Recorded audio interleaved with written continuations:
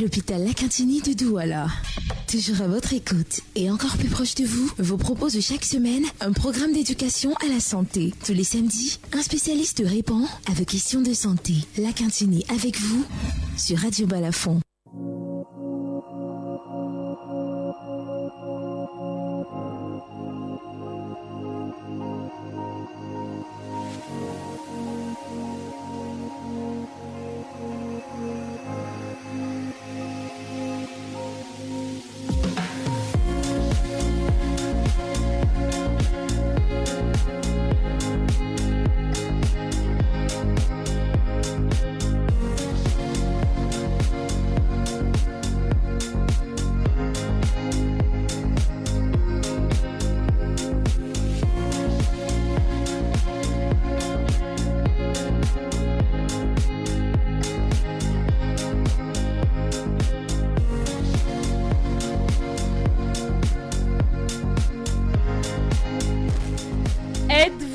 Addict à la drogue? Eh bien, si c'est le cas, vous êtes le bienvenu à l'écoute de cet autre numéro de La Quintini avec vous. Addiction aux drogues, conséquences et prise en charge. Vous ne l'êtes pas, peut-être avez-vous un proche ou une connaissance qui a besoin d'entendre ce qui va se dire ce matin. Madame, monsieur, merci d'être des nôtres encore ce matin pour ce nouveau numéro. La Quintini avec vous, vous le savez, c'est une coproduction Hôpital La Quintini de Douala, Radio Balafon. C'est bien sûr sous la supervision du directeur de l'Hôpital La Quintini de Douala, le docteur Marie-Solange Ndom-Ebonguet. À la coordination, comme tous les samedis, il officie Georges Sémé. Et pour tout nous dire au sujet de la thématique en cette matinée du 27 juin 2026, le docteur Christian Eyoum nous fait la joie d'être des nôtres ce matin, lui qui est médecin psychiatre en service à l'hôpital La Quintini de Douala. Et en face de lui, une autre psychiatre, c'est le docteur Fiona Enimé. Eh bien, tous deux nous diront tout ce qu'il est bon à savoir ce matin au sujet de l'addiction aux drogues, les conséquences, la prise en charge. C'est la thématique. Et vous le savez, cette émission est la vôtre. Donc, au 650 25 25 50, vous pourrez échanger avec nos spécialistes ce matin pour, bien entendu, une question en lien avec la thématique du jour. À la partie technique, il officie Ibrahim Dolasabé. À ce micro de présentation, Gertrude Fernand Bidjoka. Madame, monsieur, merci de nous recevoir chez vous. L'hôpital La Quintini de Douala. Toujours à votre écoute et encore plus proche de vous propose chaque semaine un programme d'éducation à la santé. Tous les samedis, un spécialiste répond à vos questions de santé. La Quintini avec vous sur Radio Balafon.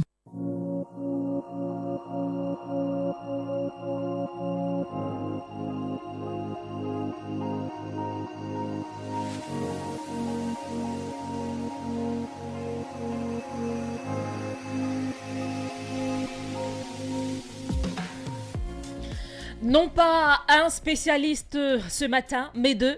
Nous en avons deux pour ce samedi. Le docteur Christian Eyoum, nous l'annoncions il y a un instant, lui qui est psychiatre en service à l'hôpital La Quintini de Douala. Bon matin, doc. Bonjour, madame. C'est un plaisir d'être ici. Également des nôtres en cette matinée, c'est le docteur Fiona Enimé, elle est également psychiatre. Bon matin. Bonjour, comment vous allez? Plutôt bien. Vous êtes médecin psychiatre? Oui, je suis médecin. Vous pouvez confirmer ce que je dis? Je vais bien? Est-ce que ce que je dis est vrai? Oui, c'est vrai. Je m'appelle Dr Enimé Fiona, je suis médecin psychiatre, je suis la collègue de Dr Eyoum. Nous travaillons ensemble en permanence. Et là, ça va. Lorsque vous me regardez, ça va. Je vais bien. Vous allez très bien, je pense. Youpi! Un peu stressé quand Ibrahim, même. je voulais déjà me vanter devant Ibrahim. J'ai eu ma consultation. Dans tous les cas, c'est quand même une consultation. Et c'est vrai, stressé, mais c'est la vie. Voilà, c'est la vie. Et donc, avec vous, on va parler d'addiction aux drogues. La drogue qui est un sérieux phénomène dans notre pays. On s'intéressera aux conséquences, mais davantage aussi à la prise en charge. Alors, docteur Christian Ayoub, je m'en vais me retourner tout d'abord vers vous. Vous êtes médecin psychiatre, on l'a dit. Vous êtes davantage chef de service du Sésame qui est le service de santé mentale de l'hôpital La Quintigny de Douala. Et hier, 26 juin, la communauté sanitaire internationale a célébré la journée internationale contre l'abus et le trafic de drogue. Docteur Ayoum, pouvez-vous dévoiler, on va le dire comme ça, au public, le thème qui a retenu la commémoration de cette journée pour cette année 2026 et peut-être on pousse la curiosité, peut-être ce qui a justifié le choix de ce thème-là. Oui, effectivement, le thème c'est... Alors, il y a un thème et un sous-thème. D'accord. Le thème principal c'est « Les faits sont là, investissez dans la prévention ». Les faits sont là, investissez dans la prévention. Et le sous-thème essentiel, c'est de dire que les problématiques nouvelles sont là, des problématiques nouvelles sont là, et il va falloir s'y intéresser. Alors, donc, ce qui justifie cette idée, c'est qu'il y a des travaux très récents, scientifiques, qui montrent que la prévention dans la prise en charge des addictions est nettement meilleure que le fait de vouloir traiter. Parce que prévenir, déjà, on le sait, hein, culturellement, vaut mieux que guérir. Mais en plus, il y a des travaux très pertinents qui montrent que quand on prend en charge, d'une certaine façon, les enfants dès le bas âge, et même, ça va vous étonner, les femmes pendant la grossesse, quand on les accompagne à une certaine stabilité émotionnelle, qu'on accompagne les enfants et leur maman, leur papa à avoir de solides attachements dès l'enfance, il y a un impact terriblement bien à l'adolescence quant à la relation avec les substances. Il y a des travaux vraiment très très importants qu'ils montrent. Donc du coup, l'OMS nous envoie vers l'idée qu'il faut s'investir un peu plus dans la prévention, ne pas attendre que les gens commencent à fumer, à consommer pour commencer à se réveiller et dire « Ah oui, maintenant il faut leur courir après » parce que dès que la dépendance est là, c'est très difficile de la contenir. Alors, on est quand même curieux de savoir, hein, parce qu'on se dit, on est, ça c'est dans le commun des mortels, on se dit, si je l'ai vu prendre de la drogue, je dois commencer à lui dire non, tu sais, c'est pas bon, bref, l'amener à comprendre que c'est pas bon, le geste. Maintenant, si la personne n'a rien fait, la sensibilisation, c'est quoi exactement? Alors la sensibilisation, c'est déjà de lui donner des outils pour s'accepter, parce que ce qui mène à la drogue, en fait, pour vous dire, pour nous les psys, c'est pas forcément la drogue même qui est le centre du problème. La drogue n'est qu'une conséquence de quelque chose. Et elle est souvent la conséquence d'une structure intérieure qui n'est pas stable, de quelqu'un qui ne s'assume pas, c'est souvent ça, de quelqu'un qui a eu des problèmes et qui n'arrive pas à rester équilibré sur ses bases, de quelqu'un qui manque de structure d'attachement. Ça veut dire que il n'a pas un parent, un grand frère, un cousin, un frère sur qui il va compter de manière indiscutable, qui va lui assurer la tranquillité, la paix, la stabilité. Et souvent, le grand frère du quartier, le dealer du quartier, va venir comme un tonton, comme un cousin qui va venir combler cet espace. Donc la prévention, c'est déjà de dire que les drogues sont dangereuses, c'est de l'afficher dans les établissements publics, c'est de l'afficher dans les lycées, c'est de le mettre devant toutes les portes, dans tous les carrefours, mais c'est aussi de travailler avec les familles pour que les structures familiales soient le berceau de ce qui est la stabilité, qui, elle, est préventive de toutes ces conduites-là. Au Cameroun, c'est quoi les enjeux? Alors les enjeux, c'est toute cette jeunesse-là qui risque de perdre un peu la tête. C'est toute cette jeunesse-là qui risque de travailler pour aller consommer. Vous savez, quand on commence à consommer, on peut se retrouver très rapidement à vendre sa propre maison, sa voiture. C'est des jeunes qui vont quitter l'école. C'est des jeunes qui vont devenir agressifs dans la rue. C'est des cambriolages qui vont augmenter. C'est toutes ces choses-là que vous imaginez, toutes ces perversions-là qui vont arriver à détruire la stabilité culturelle de la société et à induire une forme de souffrance qui n'est plus seulement individuelle, mais qui sera globale. Donc l'idée, c'est effectivement de pouvoir aider à contenir ça pour qu'on n'arrive pas à une situation où on va perdre des cerveaux. Parce que tous ces gens qui fument, c'est nos frères, c'est nos amis, c'est de potentiels citoyens qui pourraient développer le pays. Et ce que vous dites nous permet de davantage comprendre l'engagement pris par plusieurs dans la région du Sud-Ouest récemment. Vous avez certainement suivi cette actualité où les chefs traditionnels et les jeunes ont décidé, les femmes également, ont décidé d'aller en guerre contre la drogue, la consommation de la drogue, la circulation des stupéfiants de ce côté-là. C'est des marches tout le temps. C'est même, ils ont poussé, vous serez peut-être surpris, des rites Oui. des rites traditionnels. Oui, c'est ça. Parce qu'en fait, je pense qu'ils ont compris, quand moi j'ai vu la petite vidéo des mamans, et que je tiens à remercier ici, qui sont engagées pour combattre, j'ai eu l'impression qu'elles ne combattaient pas seulement la présence de la drogue, mais qu'elles allaient jusqu'à combattre deux choses. La première, c'est qu'on peut imaginer que si la drogue circule autant, c'est qu'il y a peut-être une mafia qui s'en mêle. Et donc, elles ont voulu dire, pas ici, pas ici. Mais la deuxième chose, c'est que elles ont voulu réinstaller ce qui est la culture bantou, la culture de chez nous, qui veut simplement le bien-être du vécu des gens. Donc, moi, j'admire bien cette démarche. Oui. Docteur Fiona, vous êtes le chef vous êtes médecin psychiatre et vous êtes le chef de l'unité addictologie de l'hôpital Akantini de Douala. C'est une unité du Sésame, donc le docteur Christian Eyoum est chef de service. Alors, présentez-nous, docteur Fiona, ce que la dictologie... Déjà dites-nous ce que c'est, la dictologie, et présentez-nous cette unité-là. Alors, je vais commencer par remercier Madame le directeur et notre chef, Madame le directeur, Dr Ndom Marie Solange, et notre chef de service, Dr Eyoum, parce que ce sont eux qui m'ont donné l'opportunité et qui me permettent bien sûr aujourd'hui de sensibiliser et de prendre ce rôle à ma juste mesure. Alors, vous voulez savoir c'est quoi exactement le service d'addictologie ou l'addictologie? L'addictologie d'abord. Oui. Oh, oui. Alors, l'addictologie, c'est une branche de la santé mentale, c'est une science totalement à part, mais qui va se focaliser sur cette perte de contrôle, cette dépendance, premièrement aux substances, deuxièmement à des comportements qui ne sont pas habituels, c'est-à-dire on perd le contrôle sur la dépendance. Il y a une dépendance envers une substance ou il y a un comportement sur lequel on a perdu le contrôle. Et le service d'addictologie va se focaliser pour pouvoir aider et accompagner toutes les personnes qui sont dans cette étape-là. Alors la structure même s'appelle CESAPA, c'est Centre de prévention et de prise en charge des addictions. Et donc elle est située au sein de l'unité de santé mentale à la Cantini, et ses missions, c'est d'abord principalement, il faut identifier d'abord les personnes, parce qu'on travaille avec des communautaires pour identifier certains malades pour qu'ils viennent. Maintenant, ceux qui viennent spontanément aussi, il y a un souci de sensibilisation, d'éducation. Ensuite, il y a la prise en charge médicale qui va être le sevrage et l'accompagnement pluridisciplinaire, les médecins généralistes, les psychologues. Et enfin, on va continuer la prise en charge médicale pour terminer avec des réinsertions avec lesquelles on travaille beaucoup avec les familles. Alors, on est quand même curieux de savoir pourquoi est-ce que c'est la psychiatrie qui s'en occupe. Est-ce que parce qu'on prend de la drogue, on est fou, on n'est pas bien dans sa tête? Alors, c'est une question très bonne, parce que justement, la psychiatrie souffre de stigmatisation. Parce que justement, on pense quand on nous voit qu'on est les médecins des fous, voilà. De ceux qui se déshabillent. Et nous, on dit toujours, on a appelé personne fou. Parce que en fait, enlever les vêtements, on ne sait pas à qui ça peut arriver du jour au lendemain.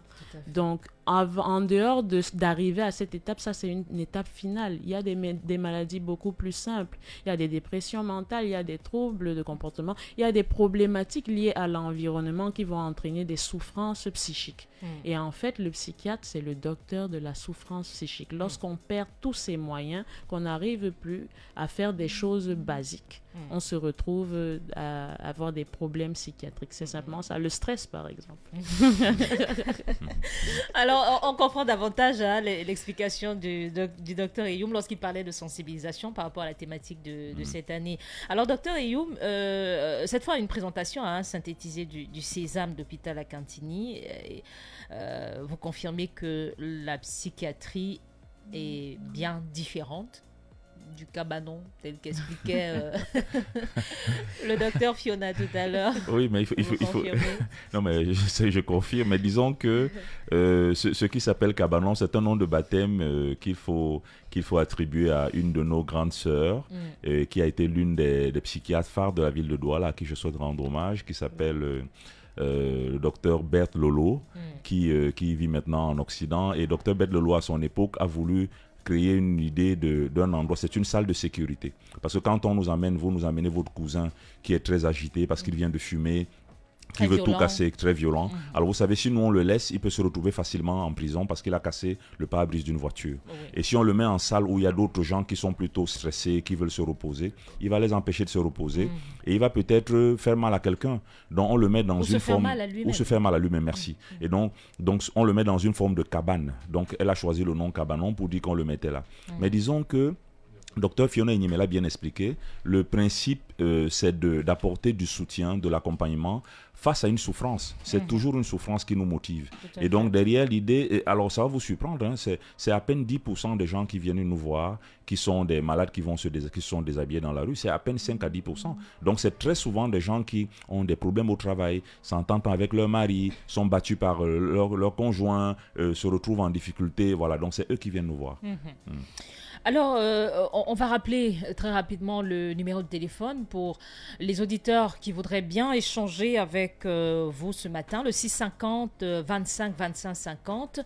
Ce numéro vous permettra donc de poser une question en lien bien sûr avec la thématique du jour.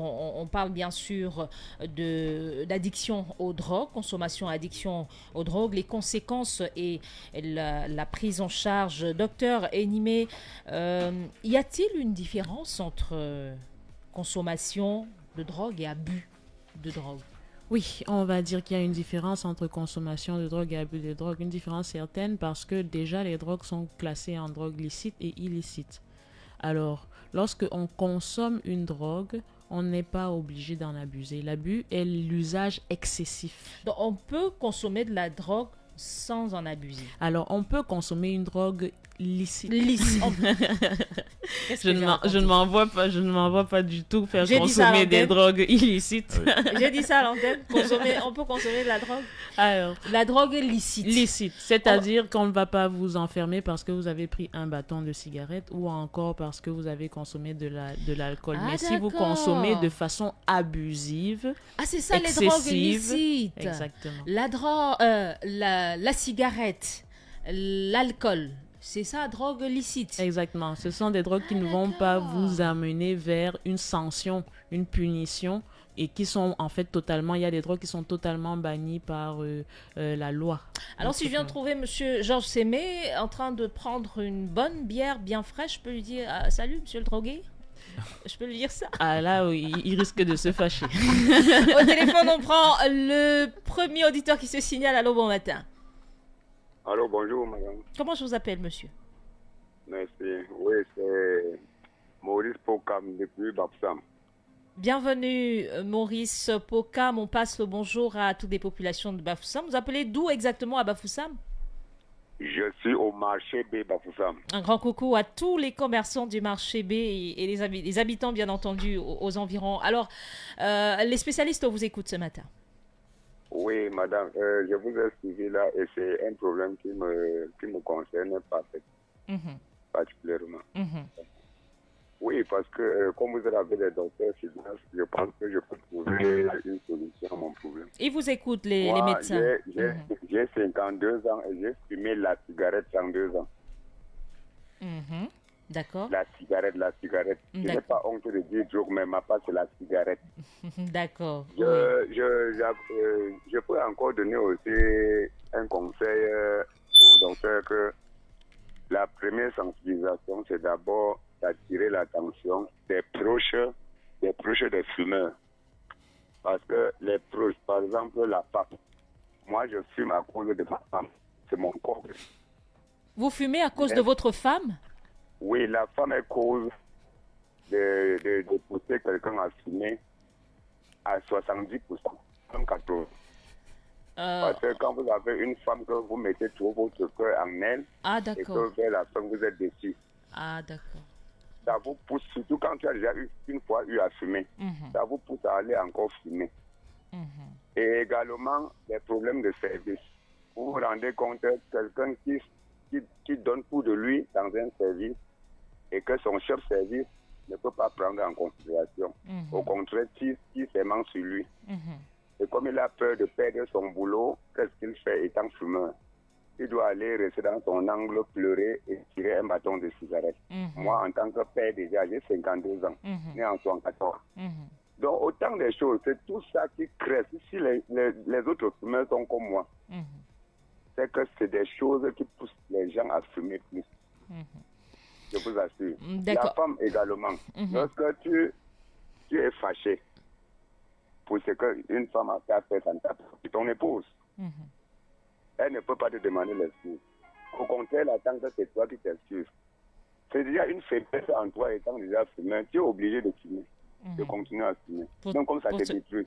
Pour te calmer. On dit que la vie c'est une place, mais quelque part, nos entourages ne nous aiment pas aussi. Je dis, dans un service, tu fais tout ce qui est bien, mais ton chef service, peut-être ton front ne le plaît pas. Il te repousse. Il voit toujours que tu as mal fait, pourtant tu fais du bien. Et comme tu ne peux pas parler fort de peur de perdre ton service, comme j'ai dit tantôt. Donc tout ça, et maintenant, je voudrais demander aussi comment je peux faire pour sévrer, donc arrêter la cigarette. Si les docteurs peuvent me répondre même après, parce que mon crédit risquera de me lâcher. D'accord, il n'y a pas de souci. Merci d'être passé. D'accord, Monsieur Poka Maurice. Bonne journée à vous. Très bonne journée à vous et surtout très bon samedi, très bon week-end. Merci d'être passé par ici. Alors, Poka Maurice qui voudrait arrêter. On comprend dans son intervention, c'est un partage qu'il faisait et comme préoccupation, il voudrait arrêter avec la cigarette. Je crois qu'il a commencé par présenter ses causes à lui. Pourquoi il fume. Maintenant, il voudrait arrêter. Bon, je ne sais pas si c'est avec ce même entourage qu'il réussira, mais les spécialistes que vous êtes, il attend de savoir comment est-ce qu'il peut arrêter de fumer après 32 ans de pratique. Non, mais moi, je voudrais déjà admirer le courage et la force et l'engagement de M. Maurice Pokam, que je tiens à remercier, parce qu'on a besoin de figures comme ça, parce que maintenant qu'il le dit, tous les jeunes autour de lui savent que tonton, vraiment, il avance, il veut avancer, et c'est bien. Alors, la deuxième chose que je veux dire, c'est qu'il confirme ce que nous disions au départ, qu'il ne faut pas se concentrer sur la consommation, il faut regarder tout ce qu'il y a autour. Tout ce qui peut favoriser la consommation et de ce qui peut favoriser. Il a montré que le stress, comme Dr Fiona Inyeme le disait, est un facteur très important. D'où qu'il vienne du travail, qu'il vienne de la famille, qu'il vienne des enfants, qu'il vienne même d'une maladie chronique. Il y a des gens qui ont des maladies chroniques parce qu'ils ont mal tout le temps. Il y a des gens qui, la vie est difficile. Donc toutes ces choses-là, effectivement. Et donc c'est quand un déséquilibre se crée que souvent on va malheureusement chercher une mauvaise béquille. Et c'est la mauvaise béquille qui va entraîner cette dégringolade-là. Dans le cas d'espèce, c'est la cigarette. C'est la cigarette. On va se retrouver isolé quelque part sur une île où on a besoin tout le temps de décrocher, d'aller se mettre dans son coin pour pouvoir consommer. Donc l'idée est quand c'est difficile comme ça de se faire aider, de rencontrer quelqu'un. À Bafoussam, on peut trouver des gens à l'hôpital régional de Bafoussam qui connaissent bien le métier. Mais l'idée est aussi alors il y a une psychiatre à Bafoussam, je pense que c'est Dr Kamga Eidi qui est là-bas, mais il y a également des infirmiers spécialisés en santé mentale là-bas. Il y a aussi des psychologues sur place. Donc effectivement, on peut demander de l'aide.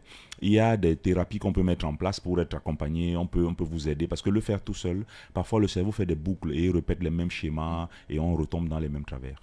Donc le conseil à lui donner, c'est de se rendre à l'hôpital régional de Bafoussam. Oui, c'est ça, de rencontrer un peu l'unité de santé mentale. Oui. Voilà, aller à l'unité de santé mentale de cet hôpital, l'hôpital régional de Bafoussam. Au téléphone, allô, bon matin. Bonjour madame. Comment je vous appelle, monsieur? Raphaël, bienvenue, Raphaël. Bonjour, docteur. Bonjour. Bonjour. On parle de l'addiction aux drogues. Il y a des gens aussi qui sont addicts. Il faut aussi qu'on parle de l'addiction aux médicaments. Par exemple, les somnifères. Il y a des gens qui ne prennent pas les somnifères, ils ne peuvent pas dormir. Et quand le médecin arrête, ça ne va pas. Le médecin est obligé de lui prescrire ça tout le temps. Qu'est-ce qu'on en fait de ces gens-là? Merci. Merci d'être passé par ici. C'est donc une autre préoccupation, l'addiction aux médicaments. C'est un problème qu'on rencontre souvent également. On a reçu souvent ce type de patients. Oui, il faut avouer que l'addiction aux médicaments, notamment la problématique du sommeil, n'est pas une problématique facile. C'est une problématique face à laquelle nous-mêmes, nous avons beaucoup d'humilité. Mais par ailleurs, comme Dr Eyoum le disait, le problème, c'est de comprendre d'abord pourquoi est-ce qu'on ne dort pas.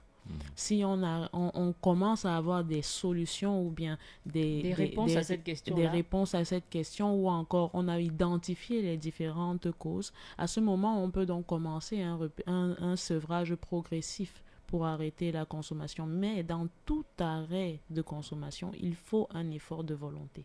Donc, il faut que les gens comprennent que c'est un combat auquel on s'arrache. Ce n'est pas quelque chose de facile. Donc, parce que parfois, certains patients se disent, on va me donner un médicament miracle et puis je vais plus avoir envie. Exactement. Non, et puis d'ajouter que tout le monde connaît le tramol. C'est le tramadol, c'est un médicament de la douleur, normalement. Et docteur, il m'a bien évoqué les drogues licites et les drogues illicites. Donc ça, les médicaments en anglais s'appellent drugs. Drogue en anglais, c'est ça, comme ça qu'on dit. Donc, en anglais, c'est comme ça que ça se dit. Donc c'est des drogues aussi. Alors donc ça vient en tête chez nous. Et puis en deuxième position, on a ce que les jeunes appellent le D10, c'est le diazépam en fait. C'est un médicament qu'on donne pour s'apaiser et qui permet de dormir, que les médecins manipulent avec beaucoup de délicatesse parce qu'au-delà d'un certain nombre de jours de prise, il y a des risques que ça s'ancre. Parce que vous savez, le cerveau c'est dormir seul. Depuis la naissance, on vous en prend pas. Il n'y a pas une école où on apprend à dormir. Et donc quand on arrête de pouvoir dormir, c'est que les mécanismes qui font dormir ont été piratés. Et donc le médicament vient, il pirate le réseau qui permet de dormir et il pirate le réseau qui permet qu'on combatte ses propres douleurs. Vous voyez, quand vous faites mal au football ou quand vous descendez un escalier, que vous avez mal, parfois la douleur se calme. Il y a des filles qui supportent des règles douloureuses intenses, mais si on commence à mettre trop de médicaments de la douleur, trop de médicaments du sommeil, à un moment donné, ce qui arrive, c'est que le cerveau, il dit, puisque tu fais le boulot à ma place, moi je vais faire autre chose. Et que le jour où on arrête le médicament, on a plus mal, on ne dort plus.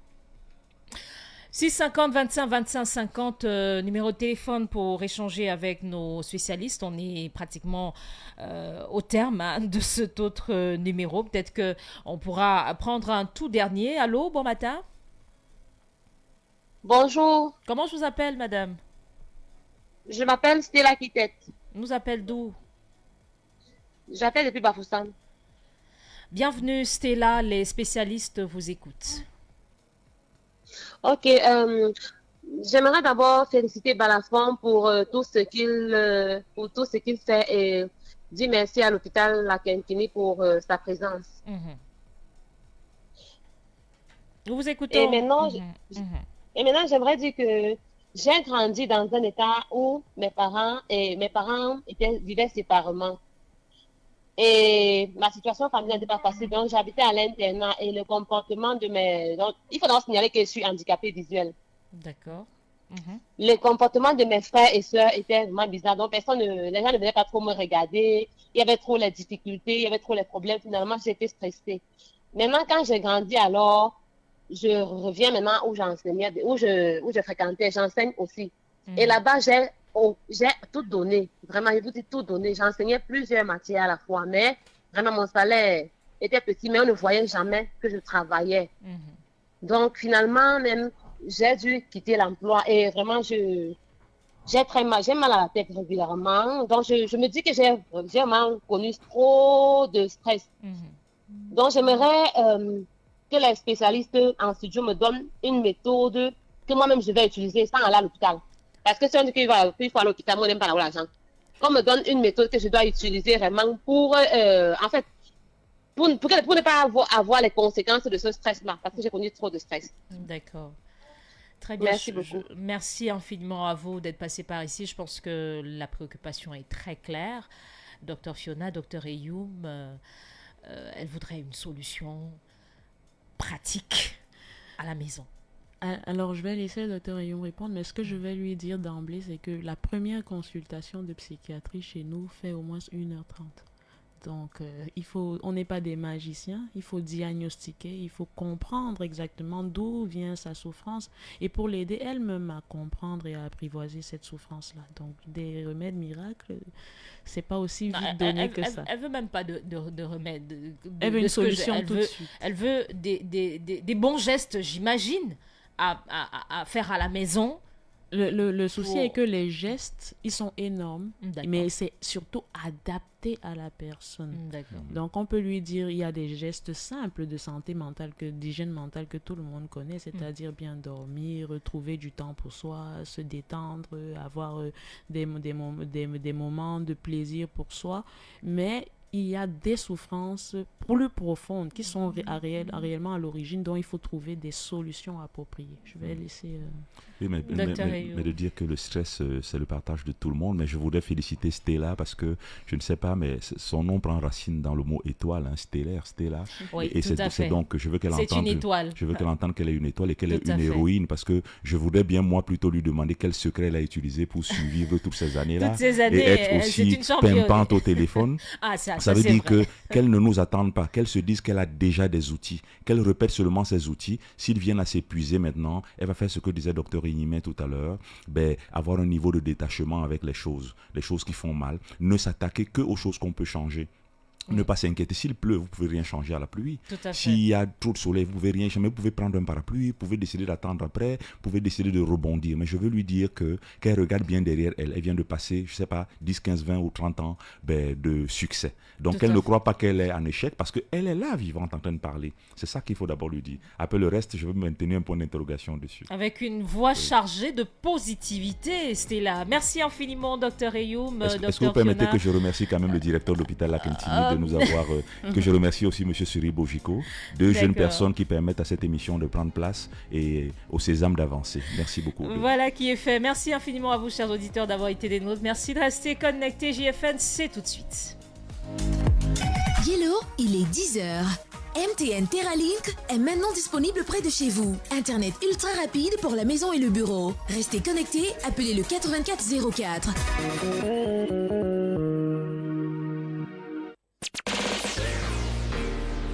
La suite dans un instant. D'abord la pub.